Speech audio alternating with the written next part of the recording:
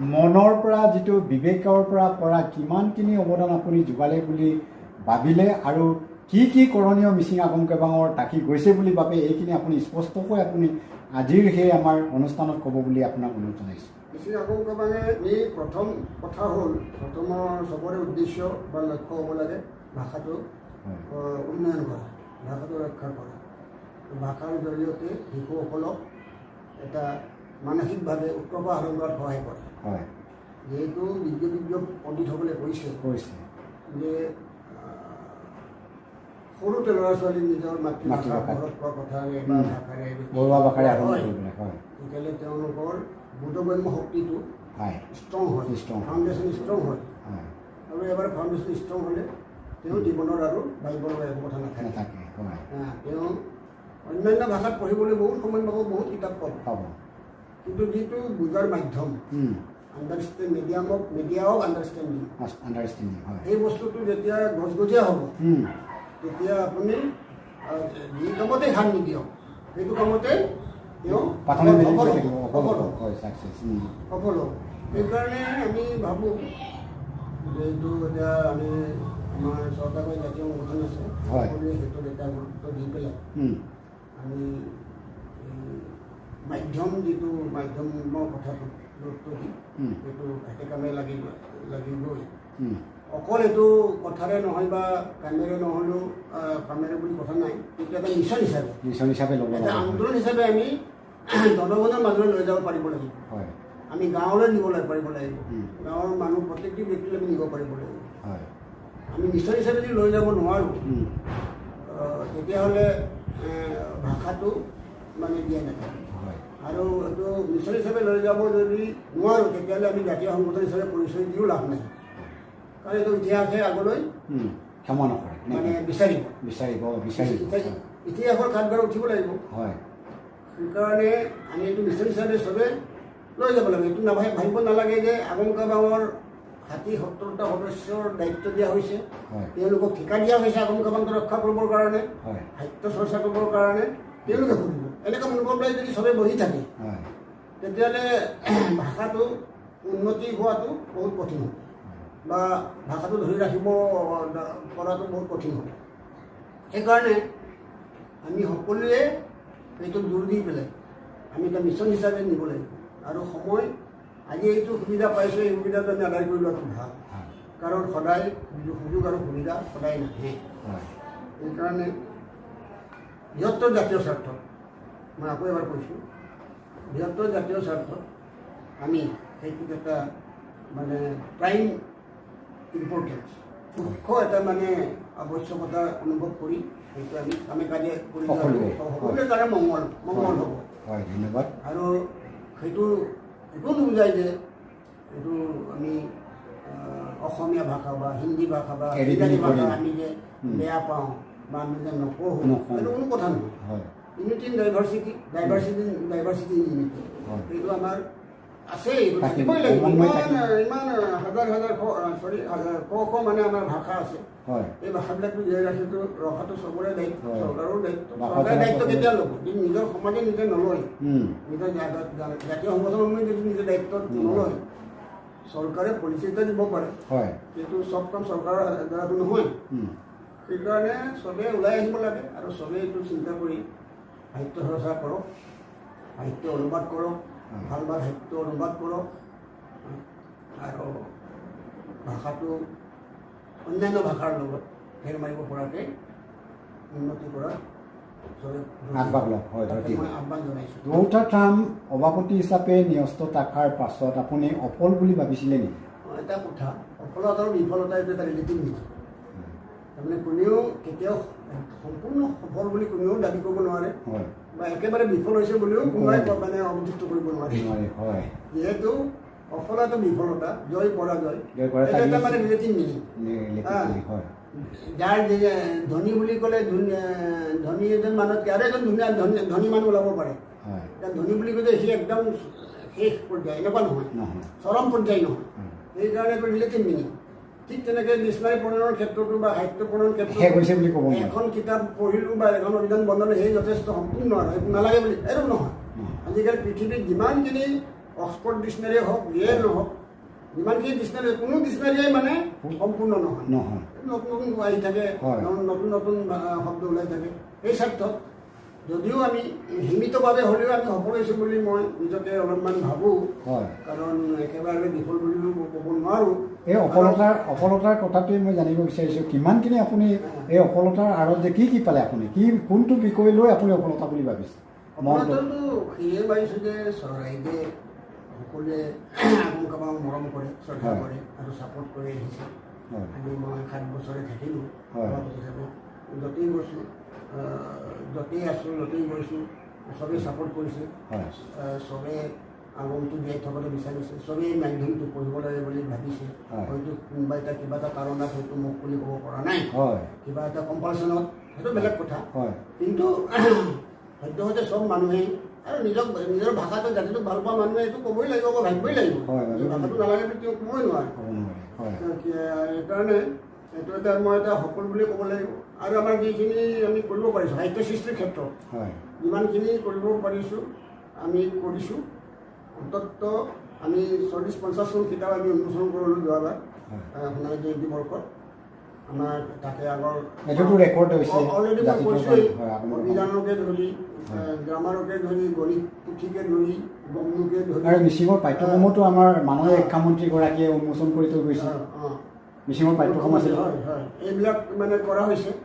আৰু যেতিয়াই চৰকাৰে বিচাৰে তেতিয়া আমি সহযোগ কৰিছোঁ আমি কিতাপ বনোৱাৰ ক্ষেত্ৰত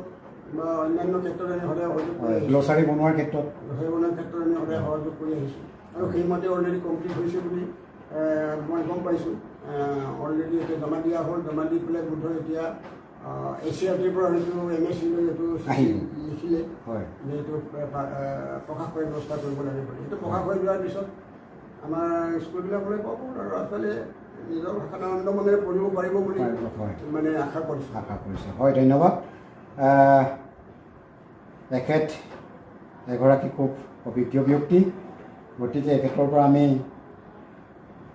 ভৱিষ্যতেও এখেতৰ পৰা দিহা পৰামৰ্শ পাই থাকিম বুলি আমি আশা কৰিছোঁ অধশেকত আপোনাৰ পৰা আমি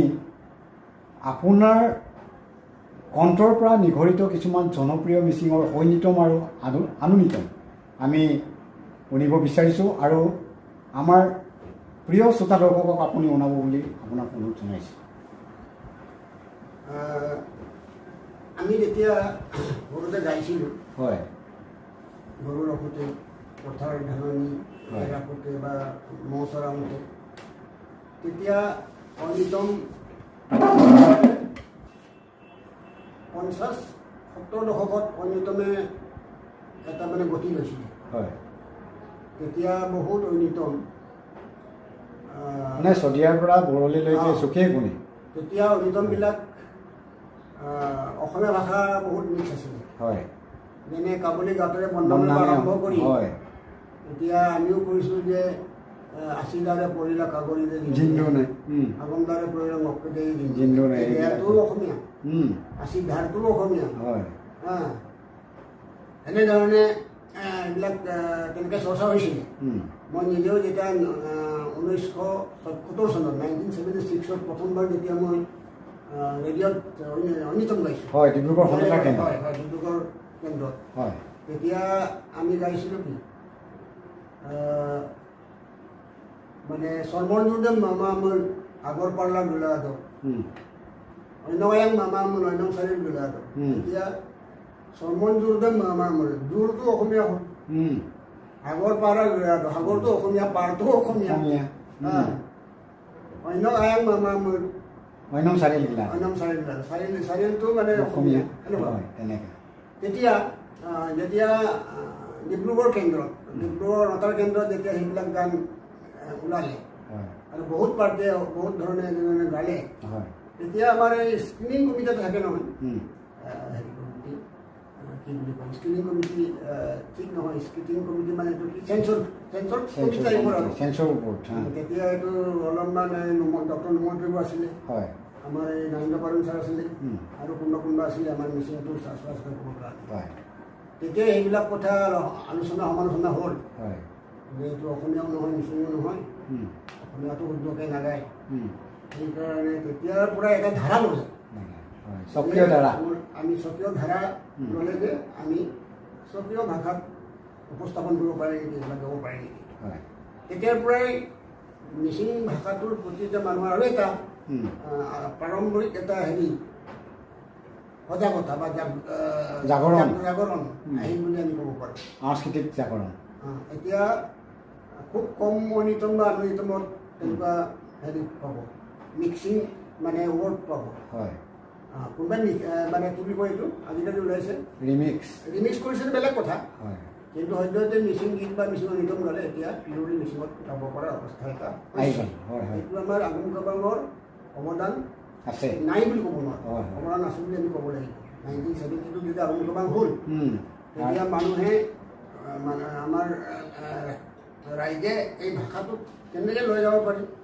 কেনেকৈ পিয়ৰি মিচিঙত ক'ব পাৰি গাব পাৰি লিখিব পাৰি সেইবিলাকৰ চিন্তা চৰ্চা হ'ল সেইকাৰণে এই ক্ষেত্ৰত মিচিং আহোম কাবাঙৰ মানে যিটো অৱদান অতুলনীয় সেইটো মানে হয় ধন্যবাদ মতে এতিয়ালৈকে এইটো চৰ্চা অব্যাহত আছে আৰু আহোম কাবাঙৰ মূল কামটোৱেই হয় সাহিত্য চৰ্চা কৰা সাহিত্য উন্নতি কৰা এইবিলাক নতুন নতুন কিতাপ লিখা অনুবাদ সাহিত্য সৃষ্টি কৰা শিশু সাহিত্য সৃষ্টি কৰা সেইবিলাক কৰিলে ভাষাটো নিশ্চয় উন্নতি হ'ব হয় ধন্যবাদ আপুনি আপোনাৰ জীৱনৰ কিছু আৰু এটা কথা মই কৈছোঁ অন্যতমৰ উপৰিও মই আধুনিক গীত পৰিৱেশন কৰিছিলোঁ অল ইণ্ডিয়া ৰেডিঅ'ত মই 5-6 চনলৈকে চৰ্চা কৰি আছিলোঁ মানে তাত গাইছিলোঁ আৰু হয় আপুনি কিমান কেইখন গীত পৰিৱেশন কৰিলে অনাথাৰ কেন্দ্ৰ এইটো মই হিচাপ কৰি উলিয়াব লাগিব পাহৰিছোঁ এতিয়া হ'লেও 10টামান ধৰিছোঁ আৰু ধৰা আধুনিক এটা নিয়ম আছিলে যে মই এটা ভাল পোৱা গীত আছিলে এইটো আপুনি নিজৰ ভাল পোৱা গীতটো আপুনি সম্পূৰ্ণ গাব বুলি মই অনুৰোধ জনাইছোঁ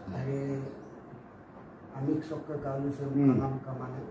আছিম চক্ৰ মানামছে মানাম কামানে শিল্পীয়ে সদায় সমাজৰ মানুহৰ কথাই কয় সমাজৰ কথা কোৱাৰ চলেৰে সমাজৰ বা প্ৰত্যেক মানুহৰ কথাকে অন্তৰ চুই যোৱাকৈ ব্যক্ত কৰে হয় হয় তাকে আপুনি উৰ দি আপুনি এই আপোনাৰ যিটো জনপ্ৰিয় গীতটো উৰ দি আপুনি অকণমান গুণাই দিব বুলি অনুৰোধ জনাইছোঁ আৰু এটা গীত আছিলে মই তেওঁলোকে মনত কৰিছোঁ যে ঐ এজনা ঐ সিজনা কি আছিলে নান পাহৰি গৈছিলে তেনেকৈ কেইবাটাও আধুনিক গীতটো মানে অলৰেডি অনাথাৰ কেন্দ্ৰত প্ৰচাৰিত হৈছে হয়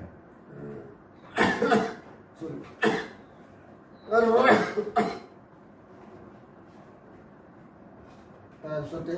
তেনেকৈ কেইবাটাও আধুনিক গীতো পৰিৱেশন কৰা হৈছিল হয় আপুনি অনাথাৰ কেন্দ্ৰৰ উপৰিও আপুনি নিজাববীয়াকৈ কেছেটত কণ্ঠদান কৰিছে নেকি মই কেছেটত কৰা নাই কেছেটত এনেই পাৰ্চনেলি এটাত কৰিছিলোঁ ডক্টৰ এই পবিত্ৰ তাত ষ্টুডিঅ'ত অন্যান্য কিবা হেৰি চিত্ৰনাট্য টাইপ হয় তাকে এতিয়া আপুনিতো এটা ক'বলৈ গ'লে আপুনিতো অভিনেতা এগৰাকী আপুনি কোন কেইখন চিনেমাত মিচিং চিনেমাত আপুনি অভিনয় কৰিছে মই প্ৰথমতে হেৰিত কৰিছিলোঁ বাৰে বৰণীয়া বুলি ডক্টৰ ভূপেন কামানৰ চিৰিয়েল হয় তাৰপিছত পিছলৈ অলপমান ডিছকণ্টিনিউ কৰিবলগীয়া হৈ গ'ল কেইটামান এপিছ'ডত থাকিলোঁ হয় তাৰপিছতে তেওঁৰ আণ্ডাৰতে এটা কৰিলোঁ সেতু বুলি হয় তৰুণ পানীগাঁৱৰ সেতু যোনটো মোৰ চিত্ৰনাট্য হয় সেইটোত মই এটা ৰোল দিছিলে সেইটো কৰিছিলোঁ হয় এইটো 2টা এপিছ'ড 2টা খণ্ডত প্ৰচাৰিত হৈছিলোঁ হয় তাৰপিছতে এটা আছিল নাম কাপে মিতপাঞ্জন নম এইটো এটা ন এইটো আমাৰ এই কি তাত দেউতাকৰ ৰোল আছিলে নেকি দেউতাকৰ ৰোল আছিলে হয় মই এইটো দেখিছোঁ সেই আণ্ডাৰত আমাৰ বড়ি আমাৰ আছিলে হৰিৰাম নহয় আমাৰ ডিব্ৰুগড়ৰ তেওঁৰ পৰিচালনা আৰু প্ৰডাকশ্যন আৰু তাত আমাৰ আছিলে আমাৰ তেওঁ নিজে আছিলে হিৰো বড়িত এক্টিং কৰিলে ডিব্ৰুগড়ত আৰু লগতে আমাৰ এই হেৰি আছিলে ময়ং, কি ময়ং আছিলে, মপিময়ং ময়ং আছিলে, তাৰপিছত হেৰি আছিলে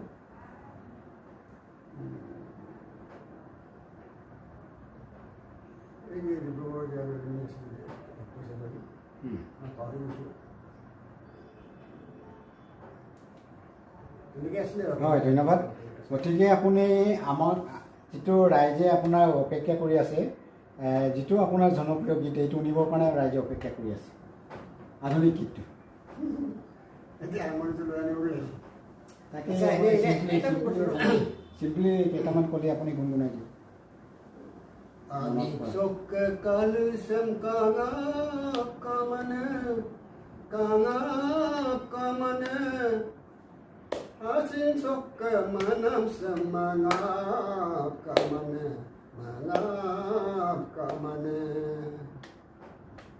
anik sok kalu sem kanga kamane asin sok manam semanga kamane hele doni o adune polo sanune asina sema payen kablun sanune bilune achele binga kamane asin sok manam semanga kamane হয়, ধন্যবাদ। আমি বহুদিন practice কৰা নাই, ৰিহাৰ্চ কৰা নাই। হয়, আমি হয়তো আমাৰ বাদ্যযন্ত্ৰ ওচৰত নাই, আছে যদি আমি এতিয়া সংযত কৰিব পৰা অৱস্থাত নাই। আমি পৰৱৰ্তী সময়ত আমি আকৌ চেষ্টা কৰিম। আজিলৈ আমাৰ এই